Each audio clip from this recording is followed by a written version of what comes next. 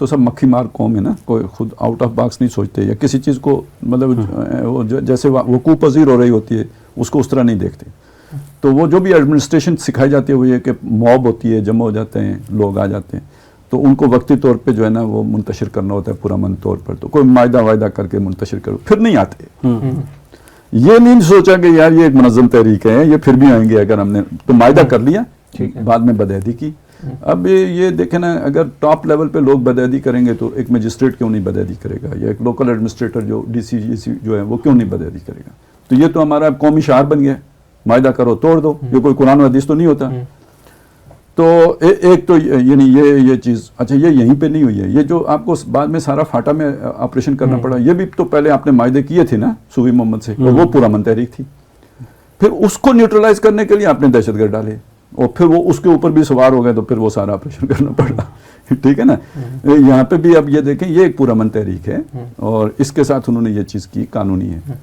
تو یہاں تک تو یہ چیز ہو گئی. دوسری بات یہ سمجھ لیں کہ اس طرح کی تحریکوں کو اس طرح کی چیزوں کا سامنا کرنا پڑتا ہے, اس کے باوجود انہیں اپنے ورتھ پروو کرنی پڑتی ہے.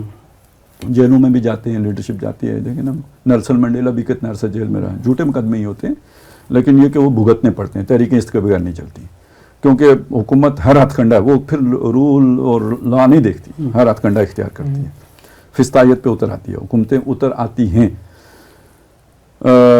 اب یہاں پہ دیکھیں ہدایت اللہ صاحب, یعنی وہ ایک پہلو یہ ہو گیا, انہیں استقامت کا مظاہرہ کرنا پڑے گا, حکومتیں ایسی کرتی ہیں.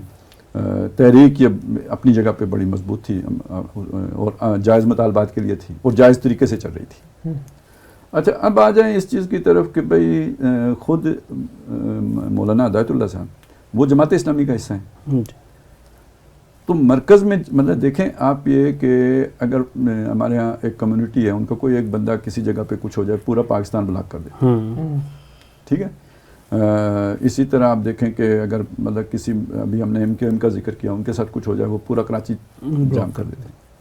اب اس مسئلے میں جماعت اسلامی کیا کر رہی ہے, یا جو ہماری سول سپریمیسی والی سیدھی بات ہے کہ یا تو وہ کہیں کہ بھئی ہم مطلب کوئی اعلان تو کریں نا, کچھ تو بتائیں نا, کہ جو ہمیں نہیں پتا انہیں پتا ہے کہ بھئی ہدایت اللہ صاحب یہ کر رہے ہیں, اس لیے ہم ان کا ساتھ نہیں دے سکتے.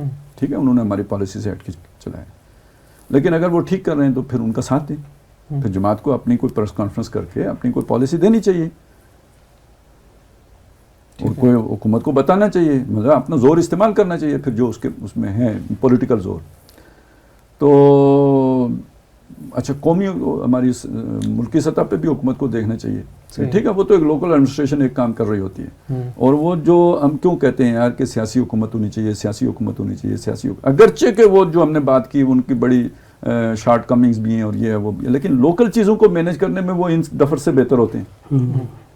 ٹھیک ہے نا, وہ مذاکرات کر کے لو دو کر کے تو چیزیں مینیج کر لیتے ہیں, کیونکہ اس کا انہیں تجربہ ہوتا ہے, یہ گلی میں بھی تجربہ ہوتا ہے, یہ اس کے بغیر تو بندہ سیاست میں آ نہیں سکتا.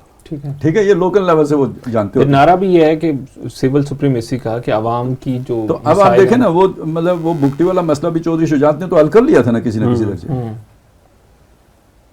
تو ان لوگوں کا یہ تجربہ ہوتا ہے کہ جو ایشوز ہوتے ہیں ان کو ریزالو کروا لیتے ہیں. وہ دوسری طرف یہی ہوتا ہے, گولی مار دو, ختم کر دو, وہاں سے ہٹ کریں گے جہاں سے آپ کو پتہ نہیں ہوگا. تو اب وہ تو ریاست تو اس پہ آئی ہوئی ہے, تو آپ کیوں ان کو اختیار دے رہے ہیں کہ وہ یہ فیصلے کریں؟ یہ تو پھر ہماری نیشنل گورنمنٹ کو فیصلے کرنے چاہیے تھا. لیکن مقدمات تو سارے لوکل ایڈمنسٹریشن ہی یار, وہ لوکل ایڈمنسٹریشن کرتی ہے, لیکن پیچھے سے فون پھر کدھر سے آتے ہیں.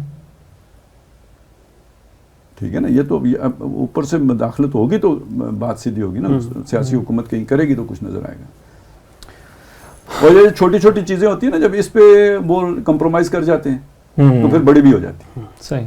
ہاں, وہ جب آپ اونٹ کو منہ ڈالنے کا موقع دیتے ہیں نا خیمے میں, تو پھر وہ اونٹ اندر بدبو بار ہوتے ہیں.